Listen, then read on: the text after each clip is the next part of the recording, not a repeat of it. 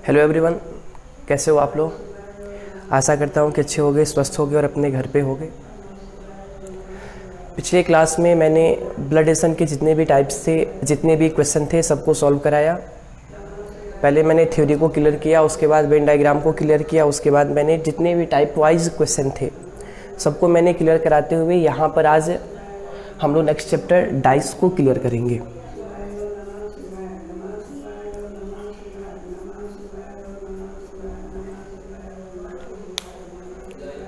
Dice में सबसे पहले आप उनके थ्योरी को देखोगे, उनके टाइप्स को देखोगे, फिर उनके जो नियम हैं उनको देखोगे और फिर उसके बाद हम लोग जितने भी टाइप्स के क्वेश्चन होते हैं सबको करेंगे और फिर क्या करेंगे, आगे बढ़ेंगे। लेकिन डाइस चैप्टर को शुरू करने से पहले मैं आपसे एक निवेदन करूं कि वे सभी विद्यार्थी जो मेरे चैनल के ट्यूटोरियल को सब्सक्राइब नहीं किए हैं, लाइक नहीं किए हैं, बेल आइकन को प्रेस नहीं किए हैं, वे फिर से पहले मेरे चैनल को सब्सक्राइब करें और ज़्यादा से ज़्यादा क्या करें, शेयर करें। डाइस को पढ़ने से पहले आपको सबसे पहले डाइस कहते किसे हैं, डाइस के कितने टाइप्स होते हैं, उन टाइप्स के कितने टाइप्स होते हैं या उनके डिफिनीसन क्या होते हैं, उनके रूल क्या होते हैं, सबको बारी बारी से देखना है, समझना है। उसके बाद डाइस में आने वाले जितने भी क्वेश्चन होंगे उनको क्या करना है, सॉल्व करना है। तो चलो सबसे पहले मैं आपको बताऊँ कि डाइस कहते किसे हैं।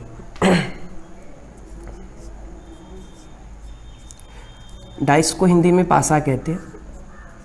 डाइस को हिंदी में क्या कहते हैं, पासा। अब देखो डाइस कहते किसे हैं।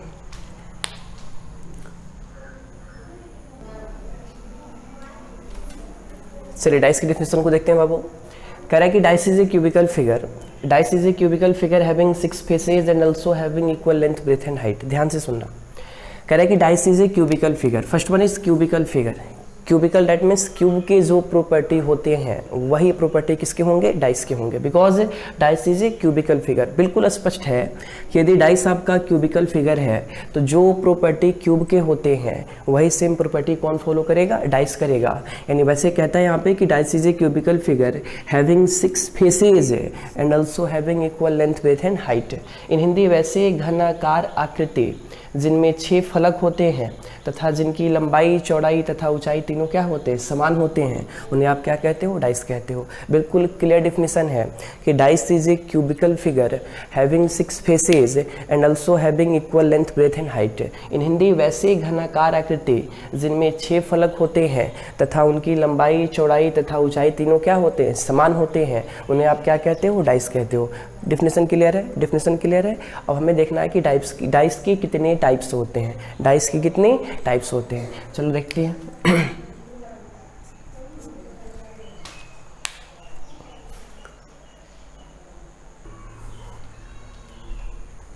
तो डाइस के टाइप्स की बात करें तो बाबू सबसे पहले जानो कि डाइस को आप 2 भागों में बांटते हो। कितने भागों में, 2 भागों में। First one is standard dice, second one is ordinary dice. Dice को 2 भागों में बांटते हैं। पहला आपका स्टैंडर्ड डाइस होगा, दूसरा आपका क्या होगा, ऑर्डिनरी डाइस होगा।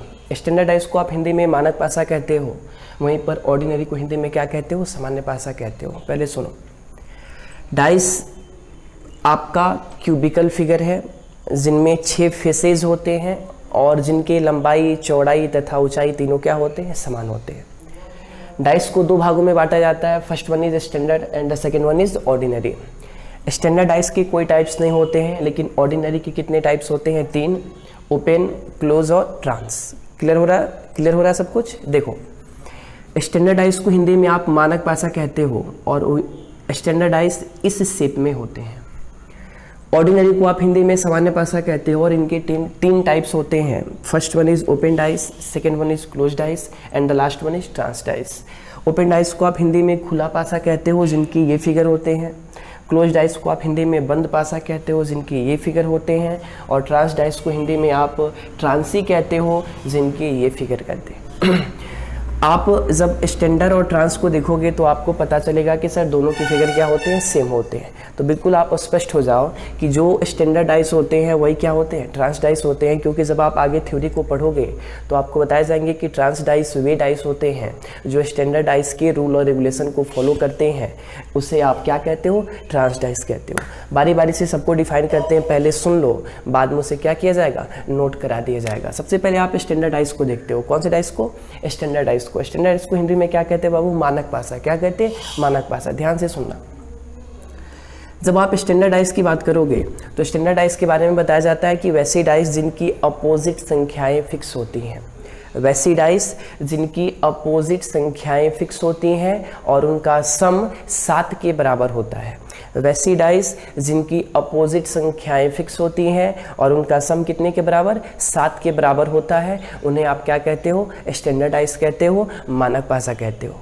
फिर से एक बार सुनो, वैसी डाइस जिनकी अपोजिट संख्याएं फिक्स होती हैं और उनका सम कितने के बराबर होता है, 7 के बराबर होता है। यदि उनका सम 7 के बराबर होता है तो उनको आप दूसरी भाषा में भी कह सकते हो कि स्टैंडर्ड डाइस में वे दोनों संख्याएं ही अपोजिट होते हैं जिनके सम कितने के बराबर होते हैं, 7 के बराबर होते हैं। और जब आप आगे बढ़ोगे तो आपको बताया जाएगा कि स्टैंडर्ड डाइस में 1 का अपोजिट 6 होगा, 2 का अपोजिट 5 होगा और 3 का अपोजिट क्या होगा, 4 होगा, क्योंकि सबका सम कितने के बराबर चाहिए, 7 के बराबर चाहिए। स्टैंडर्ड डाइस के बारे में 2 बातें आप क्लियर रखोगे दिमाग में कि वैसी डाइस जिनकी अपोजिट संख्याएं फिक्स होती हैं तथा उनका सम कितने के बराबर होता है, 7 के बराबर होता है, उन्हें आप क्या कहते हो, स्टैंडर्ड डाइस कहते हो।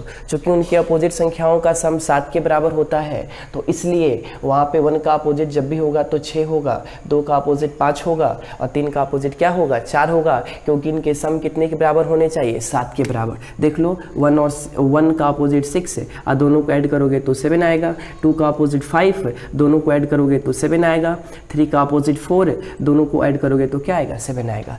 एक चीज़ यहाँ से और कंक्लूजन निकल के आता है कि जब स्टैंडर्ड डाइस में 2 अपोजिट संख्याओं का योग 7 के बराबर है तो यदि मुझे 2 अपोजिट संख्याओं का योग 7 के बराबर चाहिए तो उनमें यदि पहली संख्या सम है तो दूसरे को क्या होना हो, विषम होना है, क्योंकि 2 संख्याओं का योग 7 के बराबर तभी पॉसिबल है जब उनमें पहली संख्या सम है तो दूसरे को क्या होना है, विषम होना है। यानी आप कह सकते हो कि सम प्लस विषम और ये बराबर होते हैं कितने के, 7 के। आप चेक कर लो,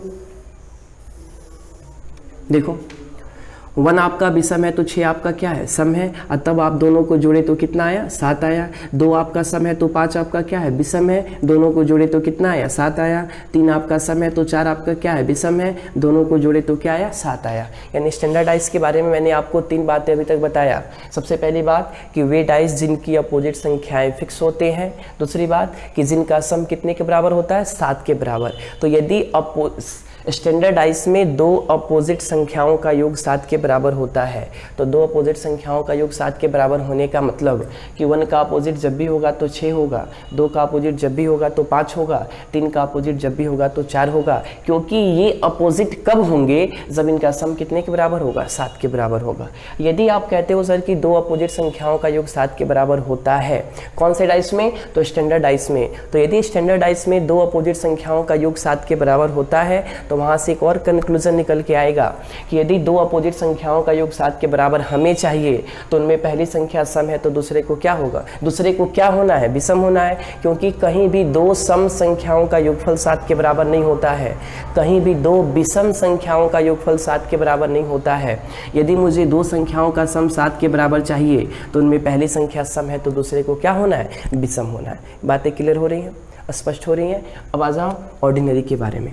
अब ऑर्डिनरी डाइस बिल्कुल सिंपल है। यहाँ पे आपको मैंने बताया कि वैसी डाइस जिनकी अपोजिट संख्याएं फिक्स होती हैं उन्हें आप क्या कहते हो, स्टैंडर्ड डाइस कहते हो। मैं यहाँ पे ऑर्डिनरी के बारे में एक्सप्लेन करूँ तो यहाँ पे जानूँ कि वैसी डाइस जिनमें अपोजिट संख्याएं फिक्स नहीं होती हैं, वैसी डाइस जिनमें अपोजिट संख्याएं फिक्स नहीं होती हैं उन्हें आप कौन सा डाइस कहते हो, ऑर्डिनरी कहते हो। कौन सा डाइस कहते हो, ऑर्डिनरी कहते हो। कहने का मतलब क्या है कि स्टैंडर्ड डाइस में 1 का अपोजिट जब भी होगा तो 6 होगा और ऑर्डिनरी में 1 का डाइस है 1, ऑर्डिनरी में 1 की अपोजिट संख्या 2 भी हो सकती है, 3 भी, 4 भी, 5 भी, 6 भी।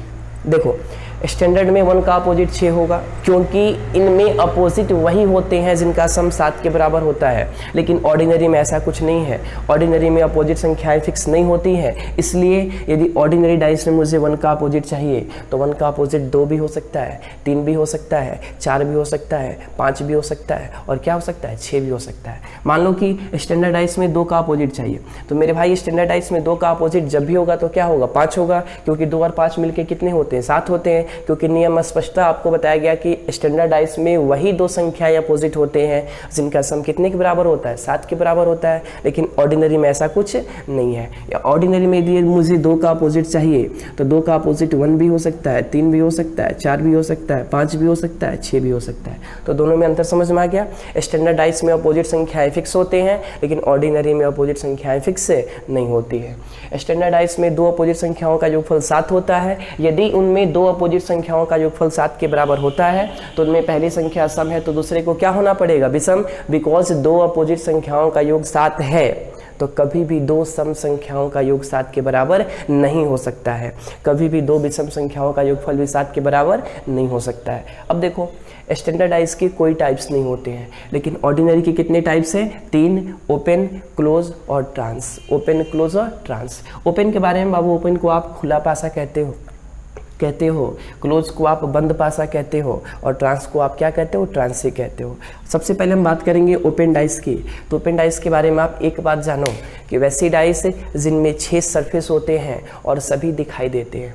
वैसी डाइस जिनमें 6 सरफेस होते हैं और सभी क्या होते हैं, दिखाई देते हैं, उन्हें आप क्या कहते हो, ओपन डाइस कहते हो। देख लो 1 2 3 4 5 6 सब कुछ दिख रहा है ना, ये कौन सा डाइस है, ओपन डाइस है। ओपन डाइस बिल्कुल सिंपल है कि वैसी डाइस जिनमें 6 सरफेस होते हैं और सभी क्या होते हैं, दिखाई देते हैं, उन्हें आप क्या कहते हो, ओपन डाइस कहते हो। क्लोज की बात करें तो डाइस कोई भी होगा, नंबर ऑफ सरफेसेज तो 6 ही होंगे, क्योंकि मैंने डिफिनेशन में क्लियर किया कि dice is a cubical figure having 6 faces. याद आ रही बात। चलो बात करेंगे क्लोज डाइस की।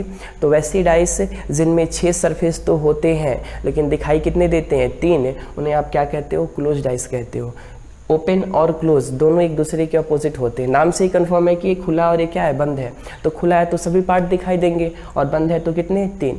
वैसी डाइस जिनमें 6 सरफेस होते हैं और सभी दिखाई देते हैं उन्हें आप ओपन डाइस कहते हो। क्लोज के बारे में, वैसी डाइस जिनमें 6 सरफेस तो होते हैं लेकिन दिखाई कितने देते हैं, 3, उन्हें आप क्या कहते हो, क्लोज डाइस कहते हो। ओपन और क्लोज क्लियर है। इनके सभी पार्ट दिखाई देते हैं और इनमें कितने, 3 पार्ट दिखाई देते हैं। बात करेंगे ट्रांस की। तो देखो दोनों के फिगर जो है ना वो सिमिलर है। तो यदि दोनों के बनावट सिमिलर है, सेम है, तो दोनों के प्रॉपर्टी भी क्या होंगे, सेम होंगे। देखो ट्रांस के बारे में ज़्यादा कुछ नहीं जानना है, आप एक बार सुनो, आगे नोट्स आपको मिलेंगे, बोर्ड पे लिखा हुआ आप अपने कॉपी में नोट करोगे और बिल्कुल समझ जाओगे कि ट्रांस डाइस के बारे में हमें यही जानना है कि ट्रांस डाइस ऑर्डिनरी डाइस के टाइप्स होते हुए भी, आप बताओ कि ट्रांस किसका टाइप्स है, ऑर्डिनरी का टाइप्स है। तो बाबू इसके बारे में बताया जाता है कि ट्रांस डाइस ऑर्डिनरी डाइस के टाइप्स होते हुए भी स्टैंडर्ड डाइस की रूल और रेगुलेशन को फॉलो करता है। फिर से एक बार सुनो, ट्रांस डाइस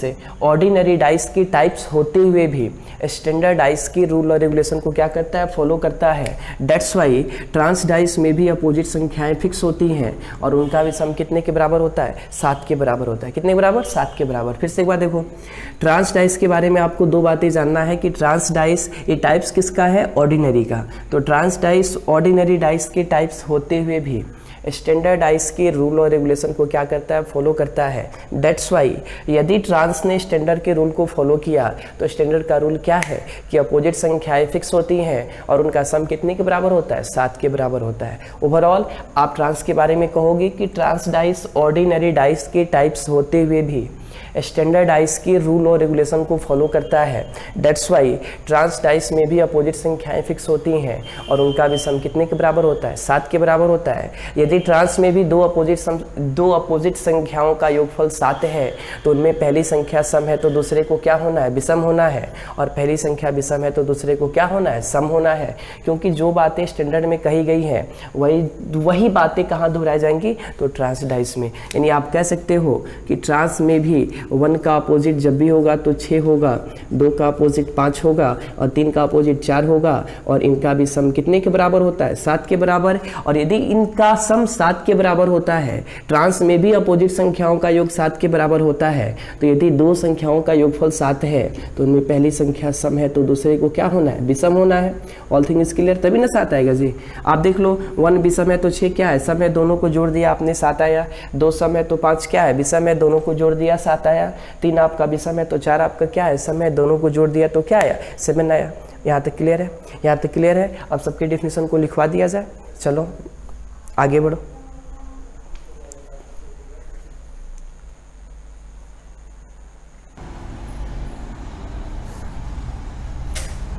चलिए एक बार फिर से देख लीजिए। सबसे पहले लिखा है बाबू स्टैंडर्डाइज। स्टैंडर्डाइज को आप हिंदी में क्या कहते हो? मानक भाषा।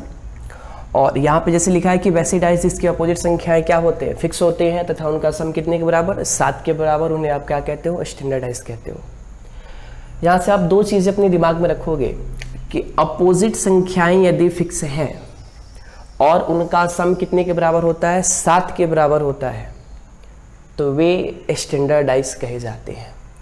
यदि उनका सम 7 के बराबर है तो किसी भी दो संख्याओं का योग 7 के बराबर कब होगा? जब उनमें पहली संख्या सम है तो दूसरे को क्या होना है? विषम होना है। डेट्स वाई स्टैंडर्डाइज में 1 का अपोजिट जब भी होगा तो 6 होगा, 2 का अपोजिट 5 होगा, 3 का अपोजिट 4 होगा और सबका सम कितने के बराबर? 7 के बराबर। क्लियर है? आगे बढ़ो। ऑर्डिनरी को आप हिंदी में सामान्य पासा कहते हो और इसके बारे में एक छोटा सा इन्फॉर्मेशन याद रखना कि वैसी डाइस जिसके अपोजिट संख्याएं फिक्स नहीं होते हैं उन्हें आप क्या कहते हो? ऑर्डिनरी डाइस कहते हो, सामान्य पासा कहते हो। यदि मुझे ऑर्डिनरी में 1 का अपोजिट चाहिए, ऑर्डिनरी में किसी भी संख्या का अपोजिट निकालना हो तो जिस संख्या का अपोजिट हमें चाहिए उस संख्या को छोड़कर बाकी जितनी भी संख्याएं बचती हैं वे सभी उस संख्या की क्या हो सकती हैं? अपोजिट हो सकती हैं। कहने का मतलब यदि मुझे 1 का अपोजिट चाहिए तो 1 का अपोजिट 1 नहीं होगा, बाकी 2 भी हो सकता है, 3 भी हो सकता है, 4 भी हो सकता है, 5 भी हो सकता है और 6 भी हो सकता है। कौन से डाइस में? तो ऑर्डिनरी में, सामान्य भाषा में। यदि मुझे 2 का अपोजिट चाहिए ऑर्डिनरी डाइस में तो जिस संख्या का अपोजिट चाहिए उस संख्या को छोड़कर बाकी उसके फेस पे जितनी भी संख्याएं हैं वे सभी उस संख्या की क्या हो सकती हैं? अपोजिट हो सकती हैं। यानी 2 का अपोजिट 1 भी हो सकता है, 3 भी हो सकता है, 4 भी हो सकता है, 5 भी हो सकता है और 6 भी हो सकता है। स्टैंडर्ड ऑर्डिनरी दोनों क्लियर है। अब आ जाओ open dice. Open dice that means खुला पासा। और यहाँ पे लिखा है बाबू कि वैसी डाइस जिसके 6 सरफेस होते हैं और सभी क्या होते हैं? दिखाई देते हैं, उन्हें आप क्या कहते हो? ओपन डाइस कहते हो। देख लो, ये आपका ओपन डाइस है, ये टॉप है, ये फ्रंट है, ये बटम है, ये बैक है, ये लेफ्ट है और ये क्या है? राइट है। क्लियर हो रही बातें? सब कुछ स्पष्ट है? चलो नेक्स्ट को देखते हैं।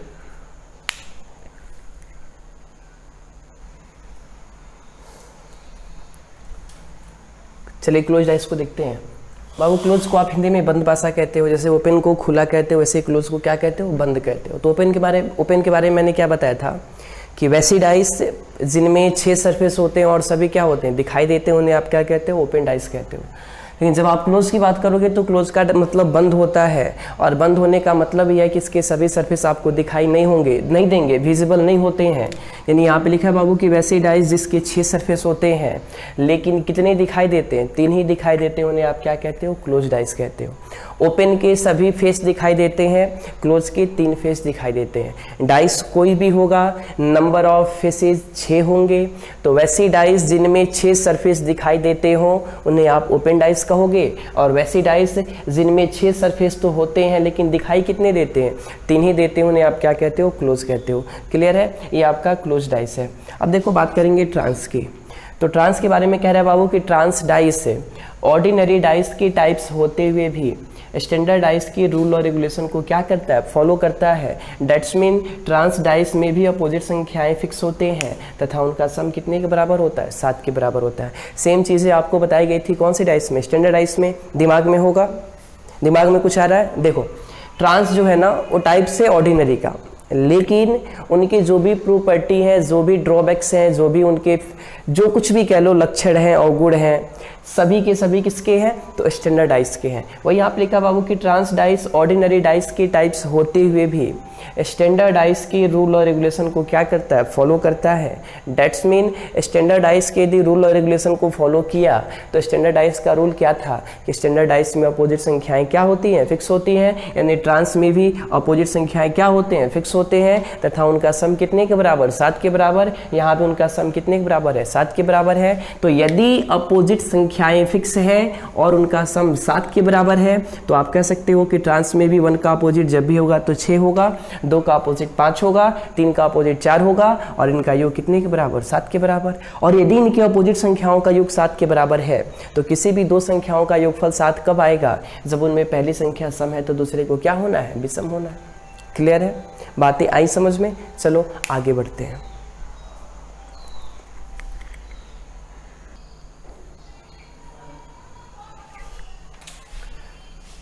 चलिए डेफिनेशन को देखने के बाद, या डाइस के टाइप्स हो गए, या डाइस के डिफिनीसन हो गए, टाइप्स के डिफिनीसन हो गए, सब कुछ देखने के बाद हम बात करेंगे यूनिवर्सल रूल्स ऑफ डाइस की। तो बाबू यूनिवर्सल रूल्स ऑफ डाइस में आपको 2 नियम पढ़ने होंगे, और वो ऐसे नियम है जो हर एक क्वेश्चन में क्या होते हैं, अप्लाई होते हैं, क्योंकि इनका नाम ही है यूनिवर्सल, यानी हर एक जगह अप्लीकेबल है, हर एक जगह मान्य है। यदि आप किसी क्वेश्चन को बनाते हो, यानी बनाने के बाद यदि आपको उस क्वेश्चन में थोड़ा सा भी डाउट है, तो आप इस नियम को अप्लाई करके आंसर चेक कर सकते हो कि क्या सही है कि क्या है गलत है। सबसे पहला नियम कह रहे हैं बाबू कि डाइस में जो संख्याएं अपोजिट होते हैं वे एक दूसरे से क्या नहीं होते हैं, जुड़े नहीं होते हैं। एक छोटा सा मैं एग्जांपल आपसे पूछूं कि कोई आपसे कहेगा कि टॉप का अपोजिट क्या होता है, तो आप जल्दी से बोलोगे कि सर टॉप का अपोजिट बटम होता है। लेफ्ट का अपोजिट क्या होता है, तो बोलोगे राइट होता है। फ्रंट का अपोजिट क्या होता है, तो बोलोगे बैक होता है। एक चीज़ यहाँ पे देखो, कोई आपसे कहता है बाबू कि टॉप का अपोजिट क्या होता है, तो आप बोलते हो बटम होता है। लेकिन कोई पूछे कि टॉप का अपोजिट बटम ही क्यों होता है, तो क्या बोलोगे? सोचना नहीं है, बिल्कुल नहीं सोचना है। मैंने यहाँ पे वही लिखा है कि जो संख्याएं, जो भाग अपोजिट होते हैं कहीं भी, किसी भी डाइस में, कोई भी 2 भाग यदि आपस में एक दूसरे के अपोजिट है, तो मैंडेटरी है, कंपल्सरी है, नेसेसरी है कि वे दोनों आपस में नहीं जुड़े होने चाहिए। कुछ समझ में आया? डाइस में या कहीं भी कोई भी 2 भाग यदि आपस में एक दूसरे के अपोजिट हैं, तो उन्हें आपस में जुड़े नहीं होना चाहिए। यदि वे आपस में जुड़ गए तो कभी एक दूसरे के अपोजिट नहीं होंगे। एज फॉर एग्जाम्पल, आप ऊपर को देखो, एक बार देखो ऊपर को देखोगे तो ऊपर वाले फ्लोर का जो कनेक्शन है वो 4 साइड से है, लेफ्ट से, राइट से, फ्रंट से, बैक से। क्या ऊपर वाले फ्लोर का कनेक्शन नीचे वाले फ्लोर से है? तो आप बोलोगे नहीं। तो मैंने आपको यही समझाया कि वही 2 भाग, वही 2 संख्याएं आपस में एक दूसरे के अपोजिट होते हैं जो एक दूसरे से जुड़े नहीं होते हैं। वही यहाँ पर नियम में लिखा है कि डाइस में जो संख्याएं, जो भाग अपोजिट होते हैं वे एक दूसरे से क्या नहीं होते हैं, जुड़े नहीं होते हैं। और इस नियम के थ्रू आपने 3 साइड को एक दूसरे का अपोजिट बताया कि टॉप का अपोजिट बटम होता है, फ्रंट का अपोजिट बैक होता है, और लेफ्ट का अपोजिट क्या होता है, राइट होता है। इन हिंदी, ऊपर का नीचे, दाएं का बाएं और सामने का पीछे। क्लियर हुआ, स्पष्ट हुआ? इसी का दूसरा जो इनके कंसेप्ट को ही ये सॉल्व करेगा, इनके कंसेप्ट को ही ये भी डिफाइन करेगा कि जुड़े हुए भाग कभी भी एक दूसरे के अपोजिट नहीं होते हैं। एज फॉर एग्जाम्पल, मैं आपसे बात करूं कि ऊपर वाले फ्लोर का कनेक्शन यदि सामने से है, पीछे से है, लेफ्ट से है, राइट से है, और कोई आपसे कहता है कि बाबू आप टॉप का अपोजिट फ्रंट को मानो, तो क्या आप मानोगे? बिल्कुल नहीं मानोगे, क्योंकि आप उसे बोलोगे कि यदि टॉप और फ्रंट आपस में जुड़ गए तो वे कभी भी एक दूसरे के अपोजिट नहीं हो सकते हैं। वो यहाँ पे कह रहा है कि जो आपस में जुड़े नहीं होते हैं वे एक दूसरे के क्या होते हैं, अपोजिट होते हैं, और जो आपस में जुड़ गए वे कभी भी एक दूसरे के अपोजिट नहीं होते हैं। एज फॉर एग्जाम्पल, यहाँ पे लिखा है कि टॉप का अपोजिट लेफ्ट, बोलो सही है कि गलत है? टॉप का अपोजिट जब भी होगा तो बटम होगा, टॉप का अपोजिट लेफ्ट नहीं होगा, बिकॉज टॉप और लेफ्ट आपस में क्या होते हैं, कनेक्टेड होते हैं, जुड़े हुए होते हैं, और जो भाग एक दूसरे से जुड़े होते हैं कभी भी आपस में एक दूसरे के अपोजिट नहीं होते हैं। दैट्स वाई टॉप का अपोजिट लेफ्ट क्या है, गलत है। यहाँ पे कह रहा है फ्रंट का अपोजिट बटम। आप बताओ कि फ्रंट का अपोजिट बटम होता है? क्यों नहीं होता है जी? क्योंकि फ्रंट और बटम ये दोनों आपस में कनेक्टेड होते हैं, एडजेसेंट साइड होते हैं। दैट्स वाई ये दोनों कभी भी एक दूसरे के अपोजिट नहीं हो सकते हैं। इसलिए मैंने यहाँ पे क्या कर दिया, रॉन्ग कर दिया। क्लियर है, सब कुछ समझ में आया? यूनिवर्सल नियम में आपको 2 बातें जाननी है कि कहीं भी वही 2 भाग एक दूसरे के अपोजिट होंगे जो आपस में जुड़े नहीं होते हैं। यदि वे आपस में जुड़ गए तो कभी भी एक दूसरे के अपोजिट नहीं होंगे। क्लियर है? आगे बढ़ा जा, चलो आगे बढ़ो।